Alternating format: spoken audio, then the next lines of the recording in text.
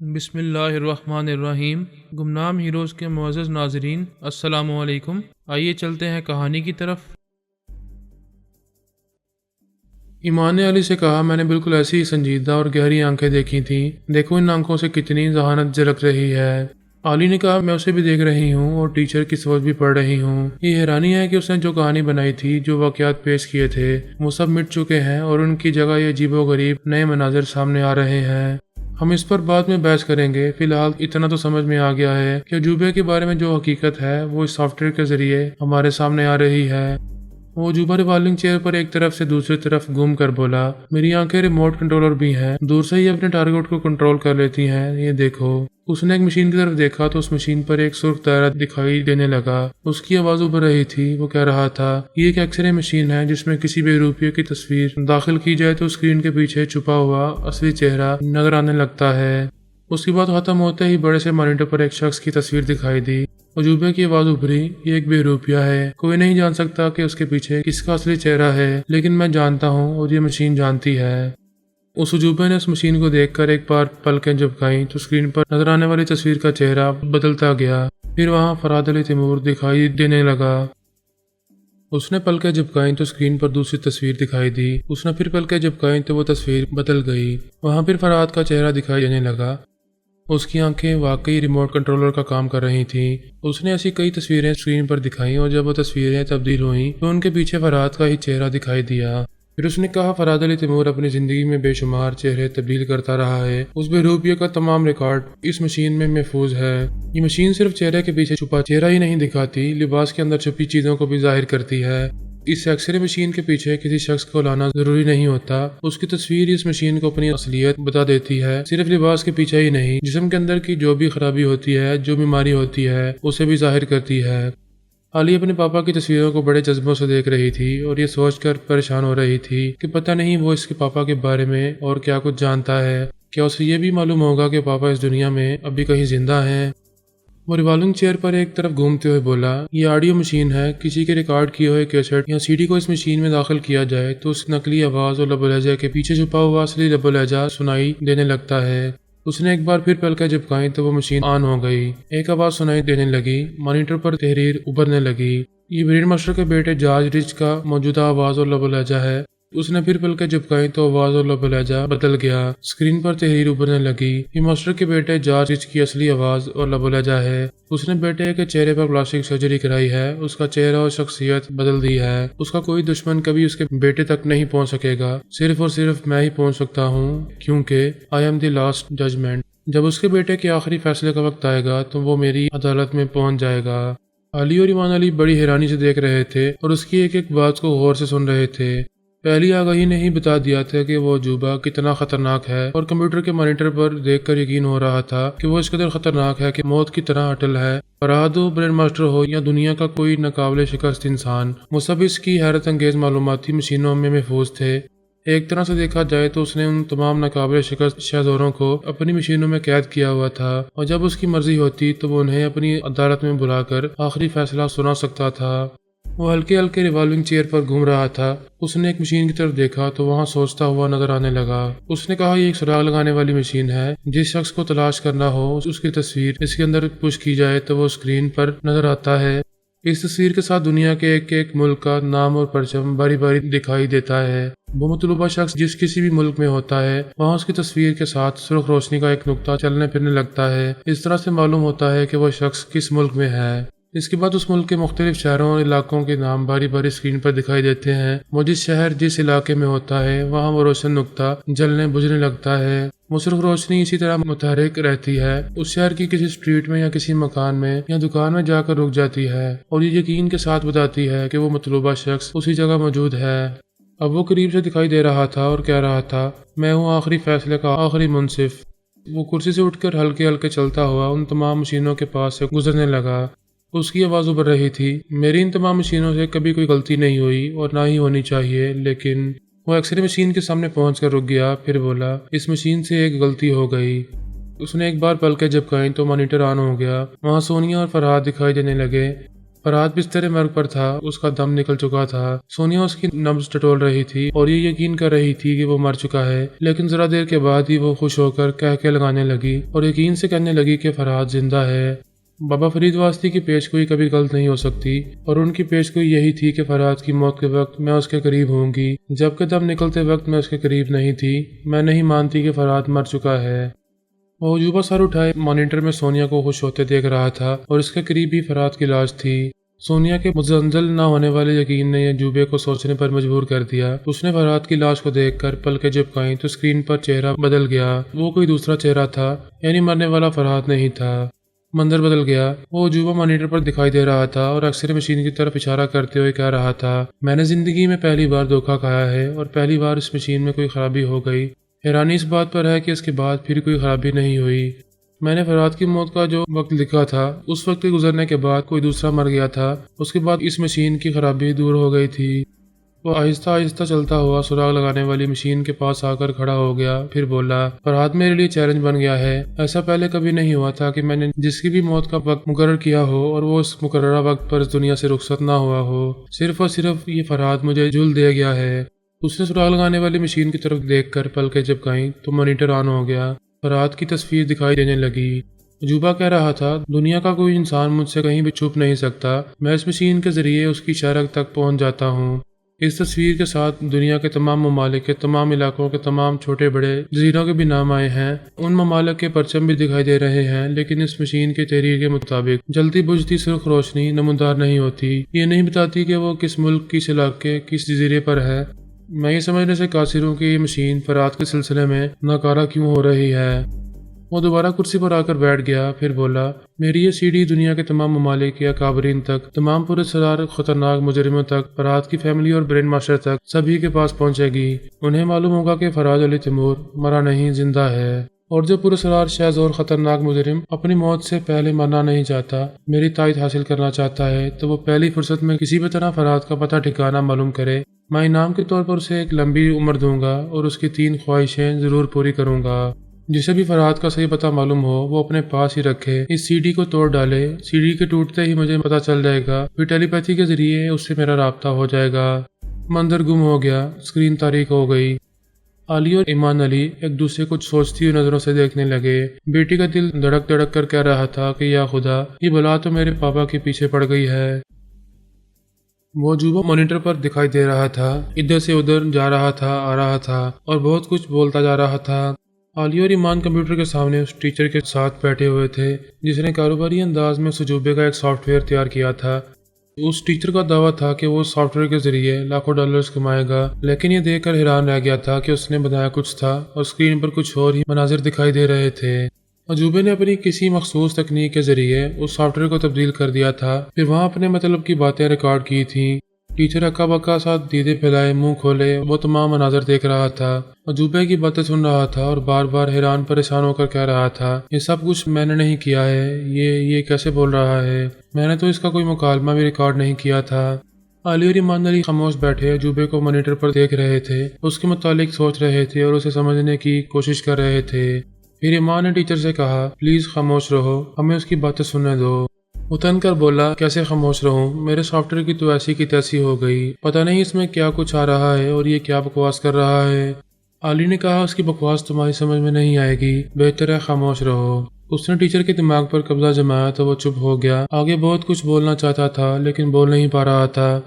ऐसे वक्त वो अजूबा उसे मुखातिब करते हुए कह रहा था, यू टीचर, तुमने बड़ी मेहनत से मेरा सॉफ्टवेयर तैयार किया है, तुम्हारी मेहनत रायगा नहीं जाएगी, तुम्हारे पास 50 लाख डॉलर्स पहुंच जाएंगे, तुम इसे भूल जाओ, आइंदा मेरा कोई सॉफ्टवेयर तैयार ना करना, मैं जा रहा हूँ। आली ने कहा, जस्ट अ मिनट, क्या तुम टीचर को देख रहे हो? क्या मेरी बातें सुन रहे हो? स्क्रीन पर वो अजूबा दूर जाते जाते एक नुक्ता बनकर नजरों से ओझल हो गया था। वो सीडी खत्म हो गई थी। इससे ये अंदाजा हुआ कि अजूबे ने अपनी किसी मशीन के जरिए अपने तौर पर सॉफ्टवेयर तैयार किया था। वो नहीं जानता था कि उस वक्त टीचर के अलावा आली और ईमान अली भी उसे देख रहे हैं। अजूबा ने सिर्फ टीचर को जिताने के लिए अपना वो सॉफ्टवेयर दिखाया था कि इसके बाद वो दूसरा कोई सॉफ्टवेयर तैयार ना करे। वो सीडी खत्म हो गई थी, मॉनिटर तारीक हो गया था। टीचर ने सीपीयू से अपनी सीडी को निकाल कर देखा, फिर उसे दोबारा पुश करके मॉनिटर पर देखा तो पता चला कि उसका तैयार करदा सॉफ्टवेयर मिटा दिया गया है। وہ عجوبہ یہ کہہ کر گیا تھا کہ آئندہ اس کے حوالے سے کوئی سافٹ ویئر تیار نہ کیا جائے۔ وہ چاہتا تو اس سلسلے میں اس ٹیچر کو ایک پھوٹی کوڑی بھی نہ دیتا، لیکن اسے وعدہ کیا تھا کہ اس کے پاس $50 لاکھ پہنچا دیے جائیں گے۔ ٹیچر نے کہا یہ تو کوئی خلائی مخلوق ہے، ہم سے زیادہ سائنسی معلومات رکھتا ہے۔ اس نے دیکھتے ہی دیکھتے میرے سافٹ ویئر کو بالکل مٹا کے رکھ دیا، میری ساری محنت برباد ہو گئی۔ علی نے کہا اس کا احسان مانو کہ وہ تمہاری توقع سے بہت زیادہ معاوضہ ادا کرنے والا ہے۔ ایمان علی نے اپنی جگہ سے اٹھتے ہوئے کہا، کم آن علی، اب ہمیں یہاں سے مزید معلومات حاصل نہیں ہوں گی، ہمیں بندروں کے شکاری مسٹر پیکارڈو سے کام لینا ہوگا۔ وہ دونوں اس دائرے سے باہر آ گئے۔ وہ پریشان ہو کر بولی، وہ کمبخت خواہ مخواہ میرے پاپا کے پیچھے پڑ گیا ہے۔ ایمان نے کہا، تم نے سنا نہیں؟ وہ اپنے سافٹ ویئر کے ذریعے کہہ رہا تھا کہ اس دنیا میں جو لوگ سپر پاور کہلاتے ہیں اور جو خطرناک مجرم ناقابل شکست بن گئے ہیں، وہ سب رفتہ رفتہ اس کی گرفت میں آتے رہیں گے۔ وہ ایسے لوگوں کی زندگی کا آخری فیصلہ کرے گا۔ اس کا دعویٰ ہے کہ اس کی عدالت میں لاسٹ ججمنٹ ہوتا ہے، یعنی وہ خود کو ملک الموت کہہ رہا ہے۔ وہ خود کو اتنا طاقتور کہہ رہا ہے کہ جسے چاہے زندگی دے سکتا ہے اور جس سے چاہے زندگی چھین سکتا ہے۔ ایمان علی نے اس بات میں سر لاتے ہوئے کہا، ایسا معلوم ہوتا ہے کہ وہ جو کہہ رہا ہے وہ کر سکتا ہے۔ تم نے دیکھا ہے کہ اس کے کسی خفیہ اڈے میں سائنس اور ٹیکنالوجی سے تعلق رکھنے والی جدید مشینیں ہیں۔ یہ کتنی حیرانی کی بات ہے کہ وہ ریموٹ کنٹرول کے بغیر اپنی پلکیں جھپکا کر ٹی وی یا کمپیوٹر وغیرہ کو آن اور آف کرتا ہے۔ علی نے کہا، آج تک کوئی ٹیلی پیتھی جانے والا برین ماسٹر تک نہیں پہنچ سکا۔ اس نے اپنے بیٹے جارج رچ مین کو بھی کہیں چھپایا ہے۔ اس کی شخصیت و لب و لہجہ سب کچھ بدل دیا، لیکن عجوبے کے پاس کیسی عجیب و غریب اور خطرناک قسم کی مشینیں ہیں کہ وہ ان کے ذریعے روپوش رہنے والوں تک پہنچ جاتا ہے۔ او گاڈ، مجھ سے ایک غلطی ہو گئی۔ ایمان علی نے پوچھا، کیسی غلطی؟ جب ہم اس کا سافٹ ویئر دیکھ رہے تھے تو وہ برین ماسٹر کے بیٹے جارج رچ مین کی آواز اور لب و لہجہ سنا رہا تھا۔ مجھے اسے ذہن نشین کر دینا چاہیے تھا، مگر میں عجوبے کو دیکھ کر اور اس کی باتیں سن کر ایسے الجھ گئی تھی کہ جارج رچ مین کے لب و لہجے اور آواز کو ذہن نشین نہ کر سکی۔ وہ بولا، واقعی ایک اچھا موقع تمہارے ہاتھ سے نکل گیا۔ اگر اس کی آواز اور لب و لہجہ تمہیں معلوم ہوتا تو بھی ہم برین ماسٹر کو تگنی کا ناچ نچا دیتے۔ وہ کمبخت عجوبہ سبھی کو نچائے گا۔ وہ کہہ رہا تھا کہ فرہاد ہو، برین ماسٹر ہو یا دنیا کا کوئی بھی ناقابل شکست انسان، وہ سبھی کو اپنی حیرت انگیز معلوماتی مشینوں میں محفوظ کر چکا ہے۔ وہ جب چاہے گا اپنے مطلوبہ دشمن تک پہنچ جائے گا۔ ایمان علی نے کہا، خدا کا شکر ہے کہ وہ پاپا تک پہنچنے میں ناکام رہا ہے۔ وہ پاپا کو ڈھونڈ نکالنے کے لیے تمام مقابرین تک اپنے اس سافٹ ویئر کو پہنچائے گا۔ وہ مقابرین سے وعدہ کرے گا کہ وہ انہیں پاپا کے انتقام سے محفوظ رکھے گا، اور جو بھی پاپا کو ڈھونڈ نکالے گا وہ اسے طبی عمر تک جینے کا موقع دے گا اور اس کی 3 خواہشات کو پورا کرے گا۔ یہ کتنی حیرانی کی بات ہے کہ پاپا کو تلاش کرتے وقت عجوبے کی ٹریسنگ مشین فیل ہو جاتی ہے۔ علی نے کہا، خدا میرے پاپا کے ساتھ ہے۔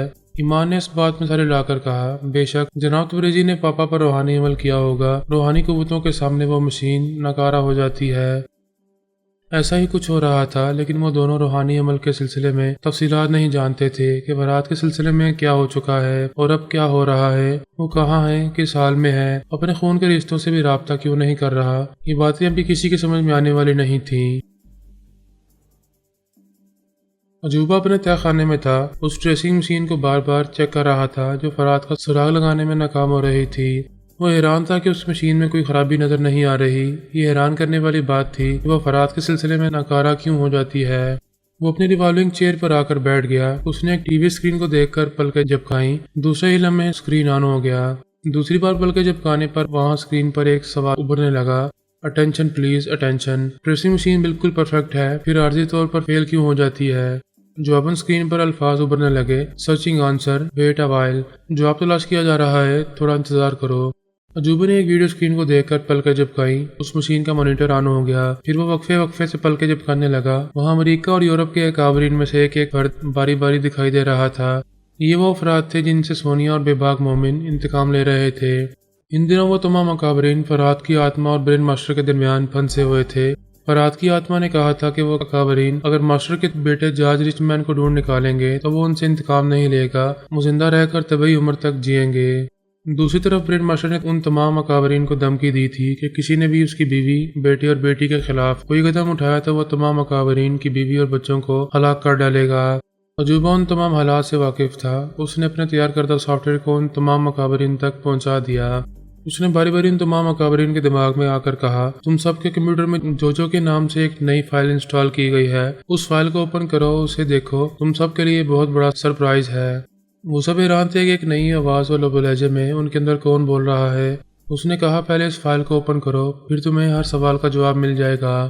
انہوں نے اپنے کمپیوٹر کو آن کر کے دیکھا تو شدید حیرانی سے ان کے منہ کھل گئے، دیدے پھیل گئے۔ ان کے سامنے ایک ایسا نیا ٹیلی پیتھی جاننے والا انسان تھا جو انسانوں سے مختلف تھا۔ اس کے پاس جو مشینیں تھیں وہ سائنسی ایجاد کا حیرت انگیز نمونہ تھیں۔ وہ اپنے سافٹ ویئر کے ذریعے ان مشینوں کی کارکردگی دکھا رہا تھا اور انہیں حیران کر رہا تھا۔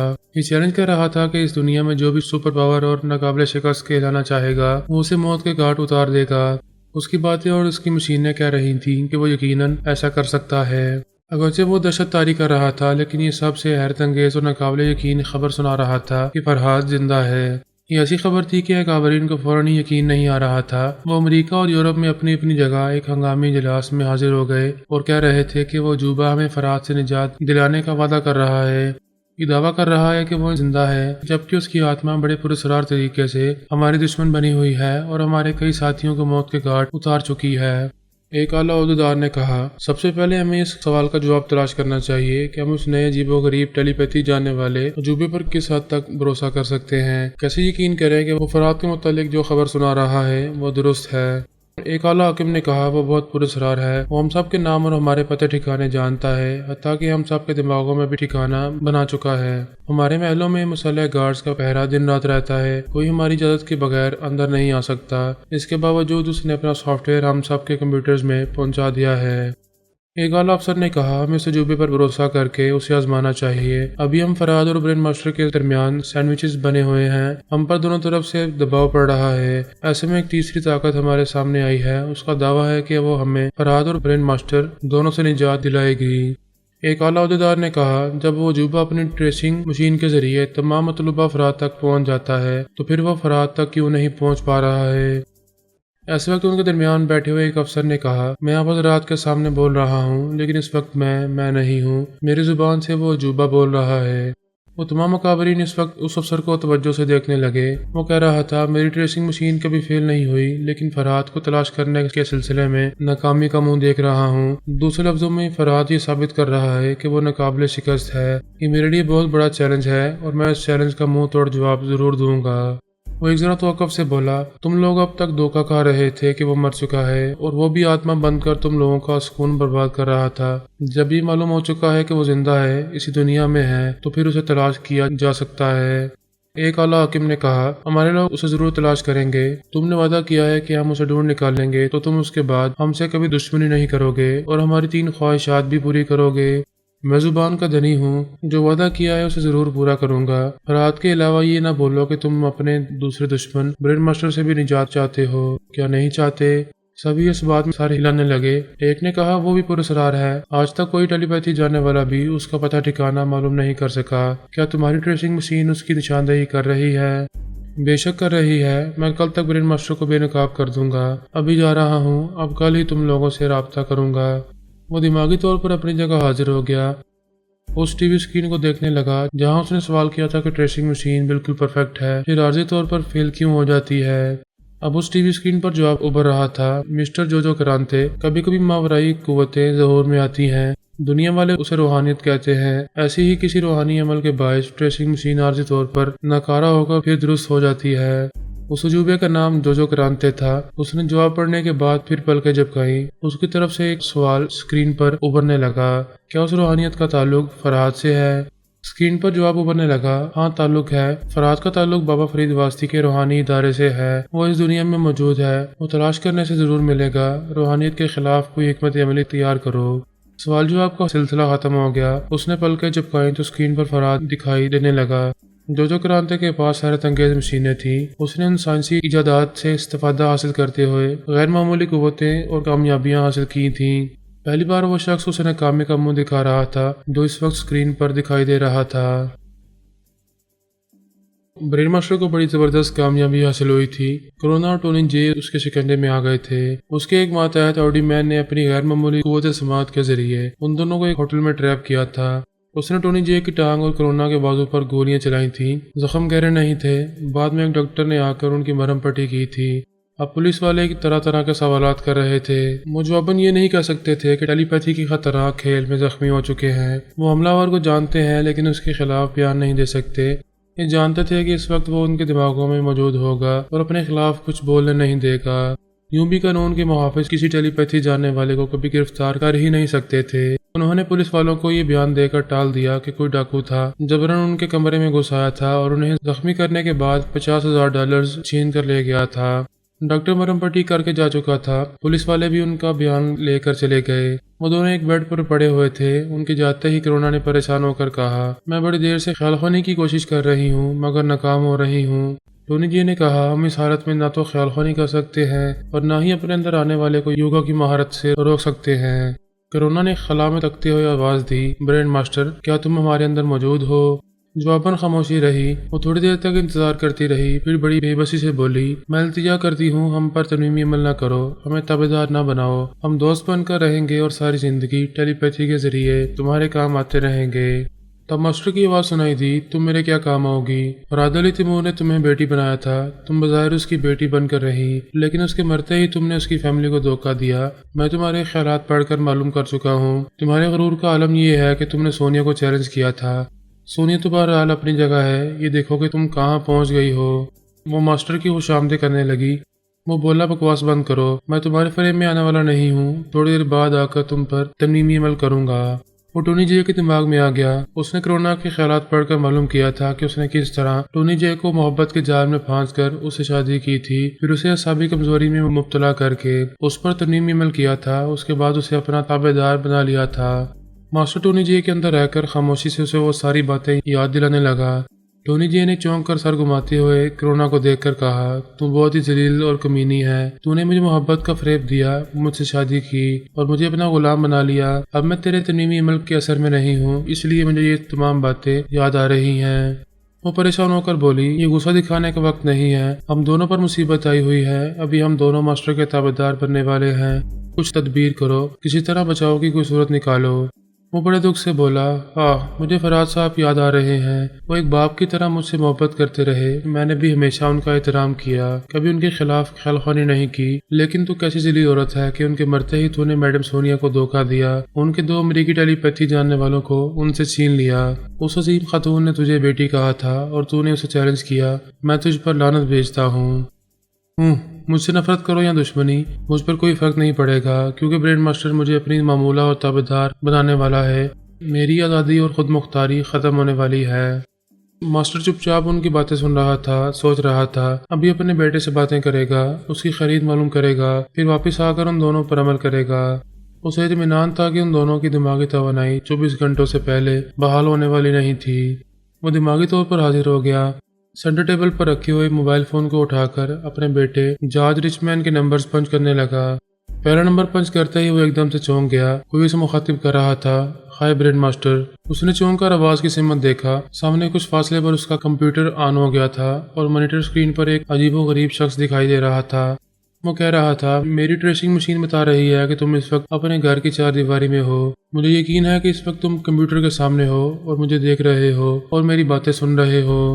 ब्रेन मास्टर हैरानी से उछलकर खड़ा हो गया। आहिस्ता आहिस्ता कंप्यूटर के करीब आते हुए उसे बड़ी तवज्जो से देख रहा था और ये समझने की कोशिश कर रहा था कि ये जुबा कौन है, मेरा नाम किस तरह जानता है। सिर्फ नाम ही नहीं, मेरा पता ठिकाना भी जानता है, मेरे घर के कंप्यूटर में चला आया है।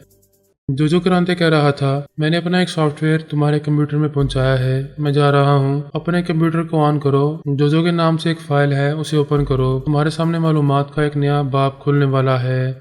ये कहते ही वो नजरों से ओझल हो गया। मॉनिटर बुझ गया, कंप्यूटर बंद हो गया। वो बड़ी देर तक उस कंप्यूटर के सामने गुमसुम खड़ा रहा। ये बात उसे दिन रात तशवीश में मुब्तला करने वाली थी कि एक अजीबोगरीब इंसान जो उसके लिए पूरे सरार अजनबी था, वो उसके घर के अंदर कंप्यूटर के जरिए कैसे चला आया। वो दोनों हाथों से अपना सर थाम कर सोच रहा था। उस अजूबे ने किसी ट्रेसिंग मशीन का जिक्र किया था और कहा था उसके जरिए वो मालूम कर चुका है कि इस वक्त मैं अपने घर में हूँ, कंप्यूटर के जरिए उसे देख रहा हूँ और उसकी बातें सुन रहा हूँ। वो मेरे मुतालिक बहुत कुछ जानता है, मगर कैसे जानता है। वो करीब आकर मॉनिटर पर हाथ रखकर सोचने लगा, क्या वो कोई खतरनाक जादूगर है या गैर मामूली जहानत का मालिक साइंसदान है। उसने किसी ट्रेसिंग मशीन के जरिए मेरा सुराग लगा लिया, फिर ये कि एक जादूगर की तरह मेरे कंप्यूटर में पहुंच गया। जिस तरह हम टेलीपैथी जानने वाले दूसरों के दिमागों में पहुंच जाते हैं, उसी तरह ये साइंसदान या जादूगर दूसरों के कंप्यूटर्स में पहुंच जाता है। उसने कंप्यूटर को ऑन किया, तमाम फाइलें चेक की। एक नई फाइल जोजो क्रांति के नाम से नजर आई। उसने इस फाइल को ओपन किया तो वही अजूबा दिखाई देने लगा। وہ اپنے کسی خفیہ اڈے میں تھا۔ وہاں کئی طرح کی سائنس اور ٹیکنالوجی سے تعلق رکھنے والی ایسی حیرت انگیز مشینیں تھیں جو پہلے کبھی اس دنیا میں دیکھی نہیں گئی تھیں۔ برین ماسٹر کمپیوٹر پر وہ تمام مناظر دیکھ رہا تھا جو علی اور ایمان علی اور دوسرے اکابرین اب تک دیکھ چکے تھے۔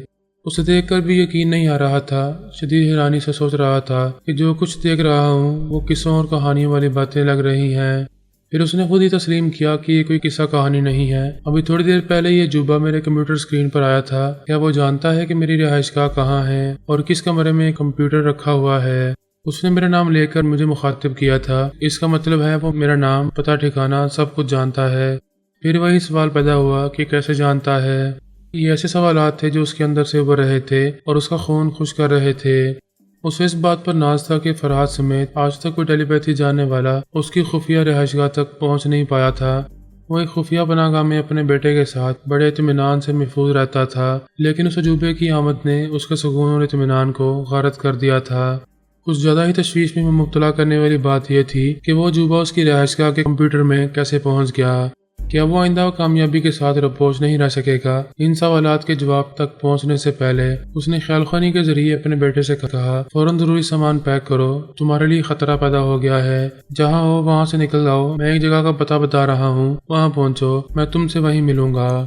اس نے بیٹے کو ایک نئی خفیہ رہائش گاہ کا پتہ بتایا، پھر اپنا ضروری سامان بھی پیک کرنے لگا۔ اس دوران میں تمام اکابرین کے اندر جا کر عجوبے کے بارے میں معلومات حاصل کرنے لگا۔ اس کا اندازہ درست نکلا کہ وہ عجوبہ اس سے پہلے اس کے دشمنوں تک پہنچا ہوا ہے۔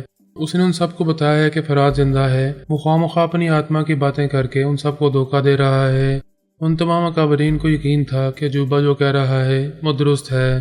وہ سر اٹھا کر پھر اس کمپیوٹر کو دیکھنے لگا۔ وہ گویا جادو کا پٹارا تھا۔ اس کے اندر سے ایک بلا برآمد ہو کر اسے دھمکیاں دے کر غائب ہو گئی تھی۔ اسے یقین نہیں آ رہا تھا کہ جو کچھ دیکھا تھا وہ حقیقت تھی۔ اس نے اپنے بازو میں ایک زور کی چٹکی بھری، پھر تکلیف محسوس کرتے ہوئے یقین کیا کہ وہ خواب نہیں دیکھ رہا تھا۔